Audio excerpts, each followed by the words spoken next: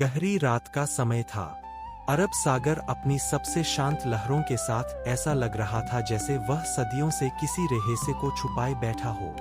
हवा में हल्की सी नमी थी और अंधेरे में दूर से आती समुद्री हवा की सिसकारियां मानो किसी भूली सभ्यता की फुसफुसाहट ला रही थीं।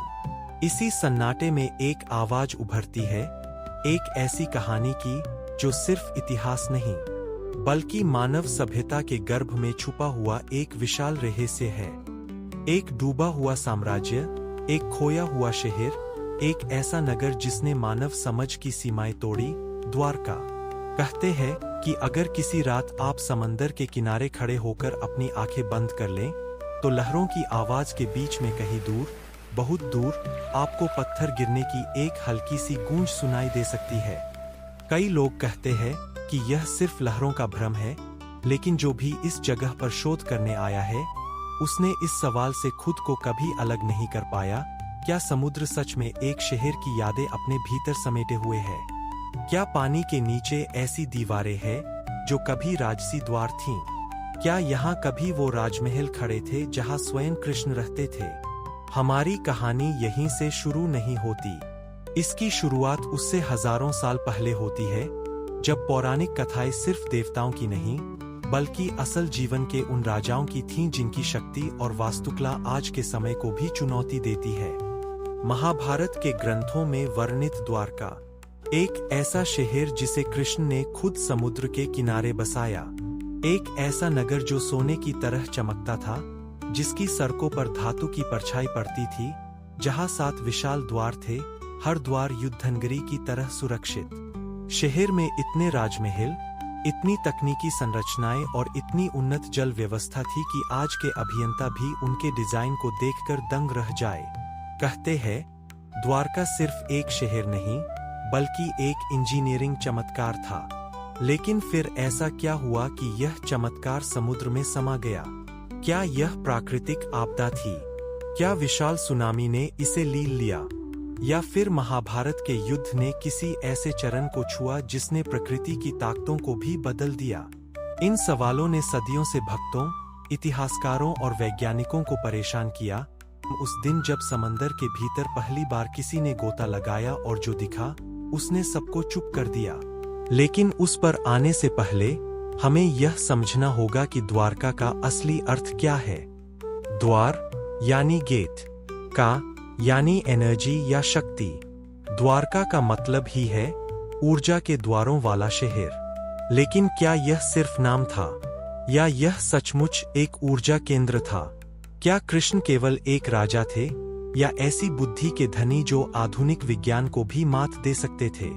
सवाल बहुत है, लेकिन यकीन जानिए, हर सवाल हमें उसी एक जगह ले जाता है, समुद्र की गहराई में, जहां समय थम चुका है लेकिन पत्थर अभी भी बोलते हैं। जो लोग कहते थे कि द्वारका सिर्फ मिथक है, उन्होंने शायद कभी यह नहीं सोचा था कि विज्ञान उन मिथकों को सच साबित कर देगा। अब समय है 1983 का। भारत के समुद्री पुरातत्व विभाग की टीम अपने साधारण से जहाज में गुजरात के ओखा और बेट द्वारका के बीच अक्सर वैज्ञानिक सर्वे कर रही थी। टीम को उम्मीद तो थी कि कुछ छोटे मोटे अवशेष मिलेंगे, पर उन्हें अंदाजा नहीं था कि वे मानव सभ्यता के सबसे बड़े रहस्य को छूने वाले हैं। समुद्र शांत था, लेकिन वैज्ञानिकों की धड़कनें तेज। एक गोताखोर नीचे उतरता है। पहली नजर में उसे कुछ दिखाई नहीं देता, बस काली मिट्टी, बालू, कुछ समुद्री काई। लेकिन कुछ ही सेकंड में उसका हाथ किसी कठोर चीज से टकराता है, जैसे कोई तराशा हुआ किनारा। गोताखोर ने टॉर्च की रोशनी उस दिशा में घुमाई और फिर वह दृश्य आता है जिसने पुरातत्व इतिहास को बदल दिया। पानी के नीचे एक लंबी दीवार खड़ी थी, जैसे किसी विशाल शहर की परिधि हो। लेकिन यह दीवार समुद्री चट्टान नहीं थी, यह मानव निर्मित थी, पूरी तरह तराशी हुई, सीधी, समान ऊंचाई वाली, उस समय की सभ्यता के लिए असंभव सी। टीम ने सोचा यह शायद कोई चट्टानी संरचना होगी, लेकिन जैसे ही हाथों से मिट्टी हटाई गई, पत्थर की अलग अलग लेयर सामने आईं। यह एक पूरा सेटलमेंट था। कैमरे नीचे भेजे गए, और उसके बाद मिली सड़कों जैसी संरचनाएं, जालदार गलियां, पानी की दिशा नियंत्रित करने वाली नहरें, पत्थर के बने घरों की नींव, और फिर एक ऐसी वस्तु जिसने सबसे बड़े संशयवादियों को भी झुका दिया, एक विशाल द्वार का अवशेष। एक दरवाजा जो ठीक उसी जगह मिला जहां महाभारत में वर्णित है, रक्षा द्वार। इस खोज ने पूरी दुनिया को हिला दिया, क्योंकि ये अवशेष कोई साधारण 2000 से 3000 साल पुराने नहीं थे। कार्बन डेटिंग, थर्मोल्यूमिनेसेंस और समुद्री घिसावट के विश्लेषण ने जो बताया, वह हैरान कर देने वाला था। ये संरचनाएं 9,000-1,2,000 साल पुरानी थीं। यानी जब मिस्र के पिरामिड भी नहीं बने थे, जब मेसोपोटामिया की सभ्यता जन्म भी नहीं ली थी, भारत में एक उन्नत तटीय नगरी अस्तित्व में थी। और यह वही जगह थी जिसे शास्त्रों में द्वारका कहा गया है। लेकिन यहीं पर कहानी और ज्यादा दिलचस्प हो जाती है, क्योंकि समुद्र के नीचे जो मिला वह सिर्फ एक शहर नहीं, बल्कि 7 अलग अलग लेयर्स में बसा हुआ एक पूरा महानगर था। मतलब यह शहर कई बार बसा और कई बार डूबा। क्या प्रकृति इसे खत्म करना चाहती थी, या इसकी शक्ति इतनी अधिक थी कि समय को भी असहज कर देती थी? जैसे जैसे शोध बढ़ा, वैज्ञानिकों ने एक और अद्भुत चीज खोजी। इन संरचनाओं में इस्तेमाल पत्थर और धातु उस वक्त की सभ्यताओं से कहीं आगे थे। कुछ पत्थरों की कटिंग ऐसी थी जो आज भी लेजर जैसी सटीकता से ही संभव है। समुद्र की सतह के नीचे 70 मीटर की गहराई में एक जगह पर मॉडल की तरह बना एक बड़ा प्लेटफॉर्म मिला, जैसे यह किसी जहाज के डॉक का हिस्सा रहा हो। लेकिन यह 10,000 साल पुराना था। जहाजों का विकास इतना पुराना माना ही नहीं जाता। इतिहास कहते हैं कि यदि कोई चीज हमारी समझ से बाहर हो, उसे हम मिथक मान लेते हैं। लेकिन विज्ञान कहता है, अगर प्रमाण हो तो मिथक भी सच बन जाता है।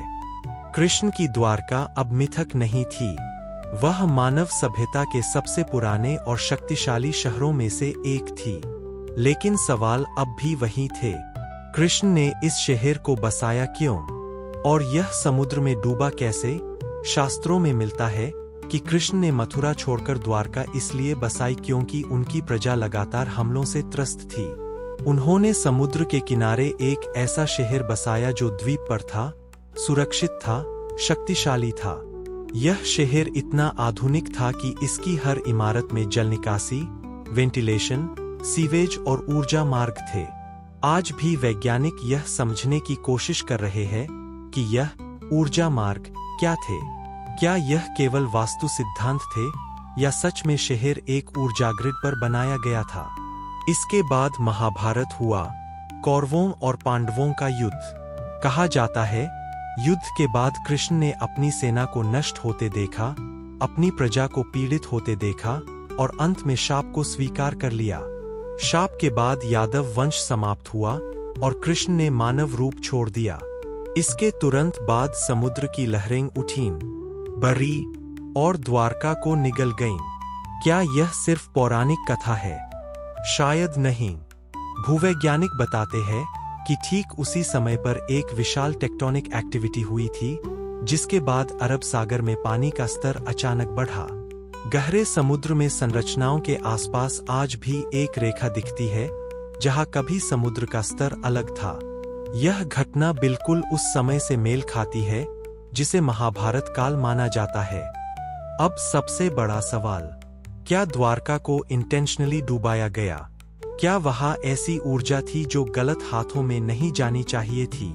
क्या कृष्ण सिर्फ राजा नहीं, बल्कि एक ऐसे युग के नेता थे जहां विज्ञान और शक्ति का ऐसा मेल था जिसका वर्णन हम आज तक नहीं कर पाए? समुद्र इन सवालों के जवाब देता नहीं, लेकिन उनके अवशेष वहां मौजूद है। हर पत्थर, हर दीवार, हर शिल्प हमें बताता है कि यह शहर खोया नहीं, बस समुद्र में सो रहा है, इंतजार कर रहा है उस दिन का जब मानव सभ्यता सच को स्वीकार पाएगी।